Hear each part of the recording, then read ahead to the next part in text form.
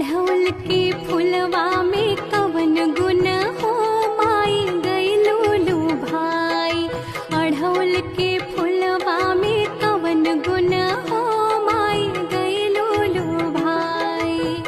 गइलू भाई माई गइलू भाई।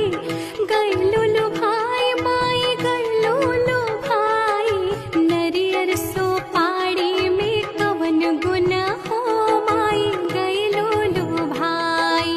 अढ़ौल के फुलवा में कवन गुण हो माई गइलू भाई।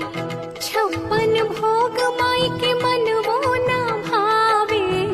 मनवो ना भावे माई के मनवो ना भावे। घुघुरी बतासा में कवन गुण हो माई गइलू भाई। अढ़ौल के फुलवा में कवन गुण हो माई गइलू भाई। हाथी घोड़ा माई के मनवो ना भावे। मनवो ना भावे माई के मनवो ना भावे। सिरवा सवरिया में कवन गुण हो माई गइलू भाई।